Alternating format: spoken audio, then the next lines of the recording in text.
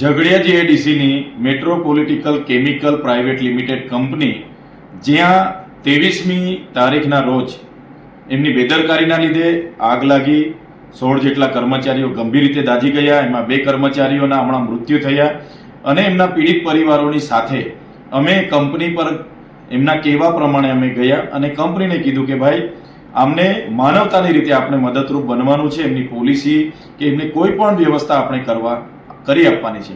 ત્યારે ત્યાંની પોલીસે 5 દિવસ સુધી કોઈ પણ જાતની એફઆઈઆર આ કંપની પર કરી નથી. અમે ગયા બાદ પ્રશાસન દ્વારા આ કંપનીને બંધ કરવા માટેની નોટિસ એમણે આપેલી છે ને સંતોષ માન્યો છે. સવાલ એ થાય છે, કોઈ પણ ઘટના ઘટે, કોઈ મૃત્યુ પામે તો પ્રાથમિક તારણ મુજબ એવી કંપની પર એફઆઈઆર કરવી પડે, 0 હોર્સથી એફઆઈઆર કરવી પડે અને જે પણ જવાબદારો છે એની તપાસ કરીને એમના પર યોગ્ય કાર્યવાહી કરવાની જોગવાઈ હોય છે, જે પોલીસ પ્રશાસન દ્વારા કરવામાં આવેલ નથી.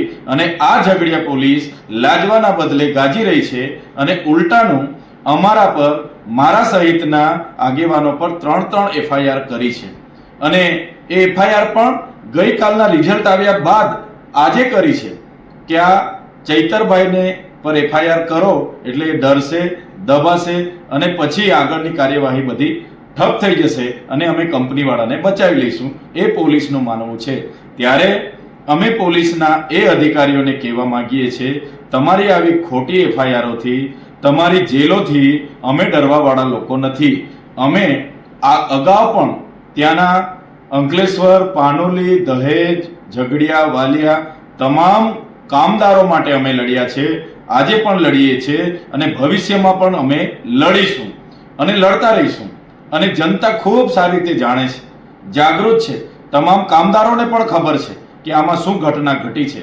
ત્યારે જ્યારે પણ અમારે જેલમાં જવાનું થશે ત્યારે આજે એકલા ચૈતર વસાવા નથી, આજે બધા જ હજારો ચૈતર વસાવા અહીંયા ઊભા થયેલા છે.